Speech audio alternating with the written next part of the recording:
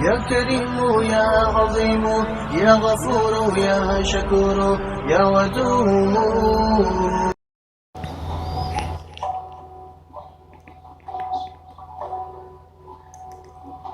حضرت رابعہ بصری قلندر رحمت اللہ علیہ کی پیدائش۔ حضرت رابعہ بصری رحمت اللہ علیہ کا مقام تصوف میں جس قدر بلند ہے، اسی قدر ان کی زندگی کے حالات و واقعات پردہ اخفا میں ہیں۔ یہ حیرت انگیز اتفاق ہے کہ قدیم تذکرہ نگاروں نے آپ کے سن پیدائش کا ذکر نہیں کیا،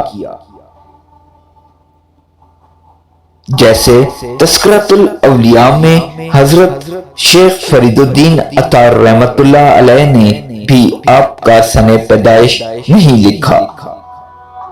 البتہ دور جدید کے تذکرہ نگاروں نے تحقیق کے بعد آپ کی ولادت باسعادت 97 سن ہجری لکھی ہے۔ مشہور فرانسیسی مستشرق میسنون نے 95 ہجری یا 99 ہجری پر زور دیا ہے، اور یہی سن پیدائش ڈاکٹر مارگریٹ سمتھ نے اپنی مشہور زمانہ کتاب، جو دراصل ان کا پی ایچ ڈی کا مقابلہ بھی تھا، میں اختیار کی۔ گمان یہ ہے کہ یہ 717 سن عیسوی کا سال تھا۔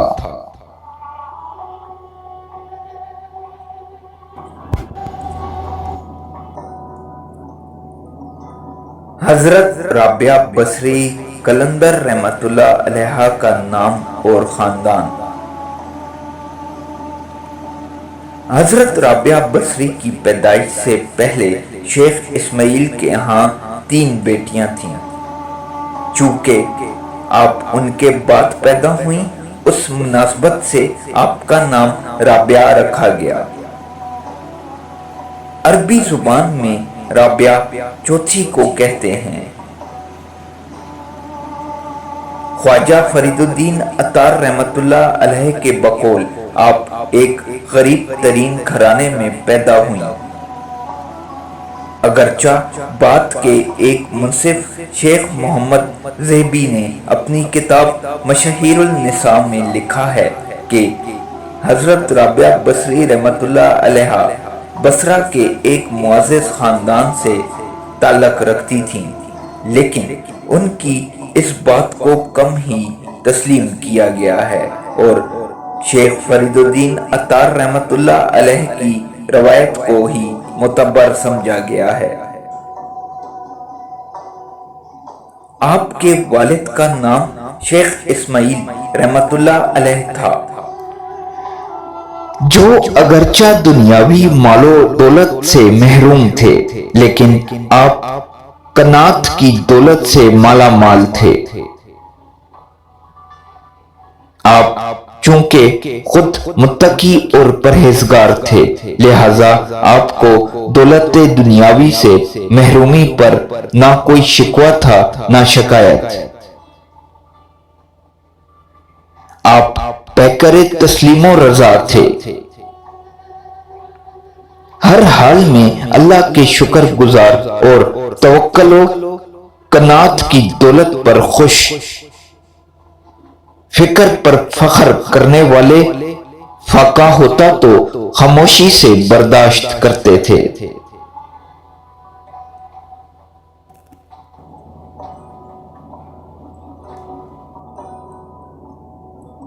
حضرت رابعہ بصری رحمت اللہ علیہ کی پیدائش پر واقعات کا سلسلہ۔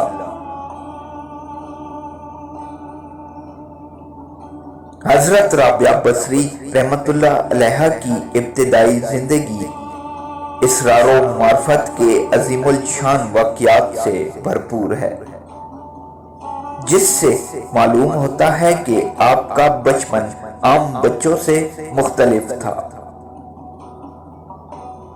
شیخ فرید الدین عطار رحمۃ اللہ علیہ فرماتے ہیں کہ جس رات حضرت رابعہ بصری رحمۃ اللہ علیہ پیدا ہوئیں، شیخ اسماعیل رحمۃ اللہ علیہ کے گھر کی بے سر و سامانی کا یہ عالم تھا کہ گھر میں کوئی فالتو کپڑا نہ تھا جو نومولود کو اوڑھایا جائے، اور نہ رات کے وقت چراغ جلانے کے لیے گھر میں تیل تھا، نہ ہی نومولود کی ناف پر چپڑنے کے لیے تیل کی کوئی بوند موجود تھی۔ یہ حالت زار دیکھ کر حضرت رابعہ بصری رحمۃ اللہ علیہ کی والدہ ماجدہ نے آپ کے والد سے کہا کہ جائیں اور ہمسائے کے گھر سے تھوڑا سا تیل مانگ لائیں، تاکہ ایک تو گھر میں روشنی کی جائے، دوسرا نومولود کی ناف پر تیل لگایا جا سکے۔ حضرت شیخ اسماعیل رحمۃ اللہ علیہ نے اس بات کا عہد کر رکھا تھا کہ سوائے اللہ تعالیٰ کے کسی سے بھی کچھ نہ مانگیں گے، مگر بیوی کے اصرار پر مجبور ہمسائے کے گھر گئے۔ ہلکی سی دستک دی، جب کوئی نہ آیا تو واپس لوٹ آئے اور بیوی سے کہا کہ وہ دروازہ نہیں کھولتا۔ اسی بے بسی اور بے کسی کے عالم میں آپ کی آنکھ لگ گئی۔ خواب میں حضور صلی اللہ علیہ وآلہ وسلم کی زیارت نصیب ہوئی، جس میں حضور صلی اللہ علیہ وآلہ وسلم فرما رہے ہیں کہ غمگین نہ ہو، یہ ایسی مقبول اور برگزیدہ لڑکی ہے کہ میری امت کے 70,000 آدمی اس کی شفاعت سے بخشے جائیں گے۔ اس کے بعد فرمایا صبح ولی بصرہ عیسیٰ زازان کو ایک خط بھیجو اور اسے یاد دلاؤ کہ وہ ہر روز مجھ پر 100 مرتبہ درود بھیجتا ہے اور جمعے کی رات کو 400 بار درود بھیجتا ہے، لیکن اس جمعے کی رات کو وہ درود بھیجنا بھول گیا ہے۔ اس کا کفارہ یہ ہے کہ وہ حلال کمائی میں سے 400 دینار اس شخص کو دے جو یہ پیغام تم کو پہنچا رہا ہے۔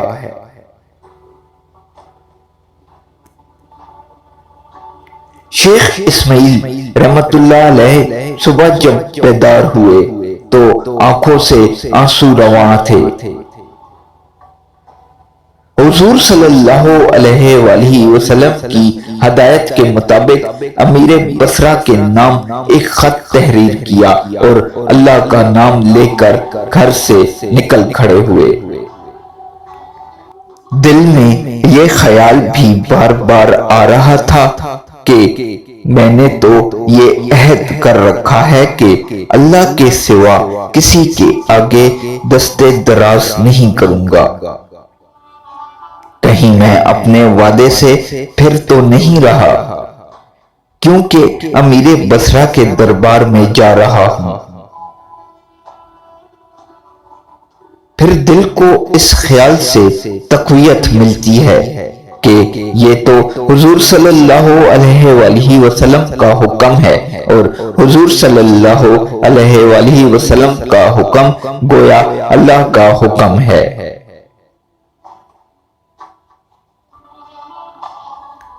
وہ سیدھا سی گدڑی میں ملبوس جب آپ امیر بصرہ کے محل کے سامنے پہنچے تو وہاں کھڑے دربانوں نے نہایت حقارت سے آپ کی طرف دیکھا۔ ان میں سے ایک بولا، اے یہاں کیا کھڑے ہو، آگے بڑھو۔ فرمایا، میں امیر سے ملنا چاہتا ہوں۔ کیا وہ بھی تم سے ملنا چاہے گا؟ دربان نے آپ پر طنز کے تیر چلاتے ہوئے کہکا لگایا۔ فرمایا یہ تو مجھے معلوم نہیں، البتہ یہ تمہارا مجھ پر بڑا احسان ہوگا اگر تم میرا یہ خط امیر تک پہنچا دو۔ اچھا تو خط بھی لے کر آئے ہو، چلو تمہارا یہ کام بھی کر دیتے ہیں، نہ جانے اس میں کس کی سفارش ہے۔ یہ کہہ کر ان میں سے ایک دربان آگے بڑھا اور آپ کے ہاتھ سے وہ خط لے لیا۔ امیر بصرہ اس وقت دربار میں موجود تھا۔ دربان نے دربار کے آداب بجا لائے اور اجازت لے کر وہ خط امیر کے سامنے رکھ دیا۔ امیر بصرہ نے جو ہی کاغذ کے ٹکڑے پر نظر ڈالی تو گھبرا کر اپنی جگہ سے اٹھ کھڑا ہوا۔ بولا وہ معزز شخص کہاں ہے اور یہ خط تمہیں دے کر چلا تو نہیں گیا؟ عرض کی گئی نہیں حضور، ہم نے اسے محل کے دروازے پر روکا ہوا ہے۔ کہا چاہیے تو یہ تھا کہ ہم اسے اعزاز و اکرام کے ساتھ اپنے محل میں طلب کرتے، لیکن جو پیغام وہ لایا ہے اس کا تقاضا یہ ہے کہ ہم خود بنفس نفیس اس کے استقبال کے لیے محل کے دروازے پر حاضر ہوں۔ اس وقت امیر ننگے پاؤں تھا، اسی حالت میں دروازے کی طرف دوڑ پڑا۔ ادھر شیخ اسماعیل رحمت اللہ علیہ خط دے کر امیر کے رد عمل کے منتظر تھے۔ محل کے دربانوں نے شیخ اسماعیل رحمت اللہ علیہ کی طرف اشارہ کر کے جو ہی یہ بتایا کہ یہ شیخ اسماعیل رحمت اللہ علیہ ہیں، امیر نے آپ کو گلے سے لگا لیا اور دربار میں لے جا کر اعلیٰ منصب پر بٹھا دیا۔ پھر آپ کی خدمت میں 400 دینار پیش کیے اور اپنی خطا پر یعنی جمعے کی رات حضور صلی اللہ علیہ وآلہ وسلم پر درود بھیجنا بھول گیا تھا، پر سخت نادم بھی ہوا اور اشکبار بھی، اور دل کے کسی کونے میں خوشی بھی ہوئی کہ حضور صلی اللہ علیہ وآلہ وسلم نے اسے اسی بہانے پیغام کے لائق سمجھا، اور اسی نسبت سے ایک غریب آدمی کی کچھ مدد بھی ہو گئی۔ پھر کہا آج سے میں آپ کے لیے امیر بصرہ نہیں بلکہ آپ کا خادم ہوں، آج کے بعد آپ کا جب جی چاہے میرے پاس تشریف لے آنا۔